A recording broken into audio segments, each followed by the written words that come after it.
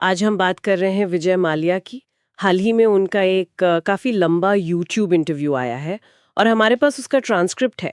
और इसमें वो कह रहे हैं कि उनकी कहानी को मीडिया और सरकार ने बिल्कुल ही अलग तरह से पेश किया है। तो आज हम इसी इंटरव्यू के जरिए उनके पक्ष को समझने की कोशिश करेंगे।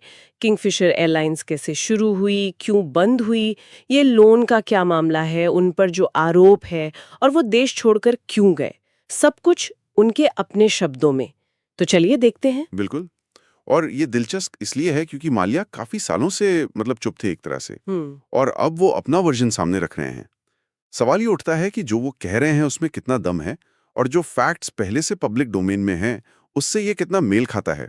खासकर ये लोन और रिकवरी वाला मामला जो हजारों करोड़ का है। तो किंगफिशर एयरलाइंस की शुरुआत से बात करते हैं। माल्या के हिसाब से उनका विजन था भारत का बेस्ट फ्लाइंग एक्सपीरियंस देना, एकदम प्रीमियम सर्विस। हाँ, प्रीमियम पर फोकस था। शुरू में शायद सिंगल क्लास थी, लेकिन खाना अच्छा, एंटरटेनमेंट बढ़िया, ये सब। लेकिन फिर उनके मुताबिक गड़बड़ शुरू हुई 2008 का वो जो ग्लोबल फाइनेंशियल क्राइसिस था वो। फिर कच्चे तेल की कीमतें, वो तो आसमान छू रही थीं, करीब $140 प्रति बैरल तक पहुंच गई थीं। हाँ, वो तो बहुत ज्यादा था। और फिर कुछ सरकारी नीतियां, जैसे वो बताते हैं कि एविएशन फ्यूल पर टैक्स बहुत ज्यादा थे राज्यों में, विदेशी निवेश तब अलाउड नहीं था एयरलाइंस में। और एक और बात वो कहते हैं कि तत्कालीन वित्त मंत्री प्रणब मुखर्जी ने उन्हें सलाह दी थी कि एयरलाइन को छोटा मत करो। अच्छा, ये भी एक पॉइंट है। अब आते हैं इस लोन वाले विवाद पर। माल्या का कहना है कि लोन उन्होंने पर्सनली नहीं लिया। हाँ, वो साफ कहते हैं कि लोन किंगफिशर एयरलाइंस के नाम पर था, वो तो सिर्फ गारंटर थे। और ये भी कि यूबी ग्रुप ने करीब 3,000 करोड़ एयरलाइन में डाले थे उसे बचाने के लिए। जी। लेकिन जो सबसे चौंकाने वाली बात वो कह रहे हैं, वो रिकवरी के आंकड़ों को लेकर है। सही कहा। ये शायद उनके पूरे इंटरव्यू का सबसे बड़ा दावा है। वो भारत सरकार के वित्त मंत्रालय की एक हालिया रिपोर्ट का जिक्र कर रहे हैं। हाँ। और कह रहे हैं कि उस रिपोर्ट के मुताबिक उनसे 14,100 करोड़ रुपए की संपत्ति या तो जब्त हो चुकी है या वसूली जा चुकी है। 14,100 करोड़। हाँ, जबकि जो डीआरटी डेट रिकवरी ट्राइब्यूनल का ओरिजिनल फैसला था, वो कर्ज करीब 6,203 करोड़ रुपए का था, ब्याज वगैरह मिलाकर। ओह, तो कर्ज से लगभग दुगना। दुगने से भी ज्यादा। उनका सवाल यही है कि भाई अगर इतनी रिकवरी हो चुकी है तो फिर भी उन्हें क्यों ऐसे टारगेट किया जा रहा है। ये उनका मेन पॉइंट है। ये तो वाकई सोचने वाली बात है। अच्छा, इसी से जुड़ा उनका एक और दावा है सेटलमेंट ऑफर्स का। वो कह रहे हैं कि उन्होंने कोशिश की थी मामला निपटाने की। जी, उनका कहना है कि 2012 से 2015 के बीच 4 बार उन्होंने बैंकों को सेटलमेंट ऑफर दिए, लेकिन बैंकों ने हर बार रिजेक्ट कर दिया। और वो ये भी दावा करते हैं कि ये बात सुप्रीम कोर्ट के रिकॉर्ड में है।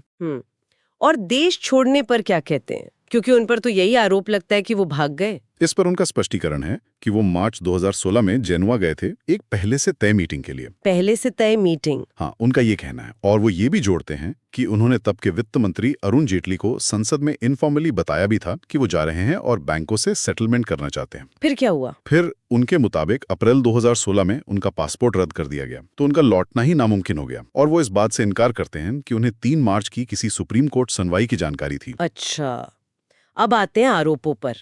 फ्रॉड और फंड साइफनिंग, पैसे उधर उधर करने के आरोप। इन आरोपों को वो पूरी तरह से नकारते हैं। वो कहते हैं कि जो भी पैसा विदेश भेजा गया वो एयरलाइन के लेजिटिमेट खर्चों के लिए था, जैसे विमानों का लीज पेमेंट, पार्ट्स खरीदना, मेंटेनेंस, ये सब। क्योंकि एयरलाइन की आधी से ज्यादा कॉस्ट तो फॉरेन करेंसी भी होती है। ये बात तो सही है। और वो सीबीआई और ईडी पर ये भी आरोप लगाते हैं कि उन्होंने मनगढ़ंत सबूत बनाए हैं।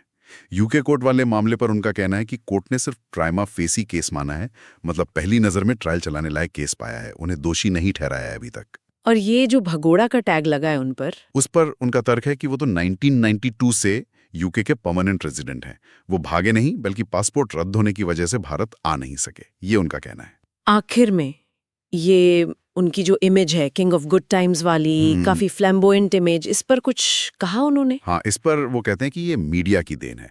उनका कहना है कि किंग ऑफ गुड टाइम्स तो किंगफिशर बियर का मार्केटिंग स्लोगन था। अच्छा, बियर का स्लोगन था। हाँ। जिसे मीडिया ने उठाकर उनका पर्सनल लेबल बना दिया, ये उनका आरोप है। तो अगर हम सब बातों को साथ रखें तो माल्या के पक्ष से क्या तस्वीर उभरती है?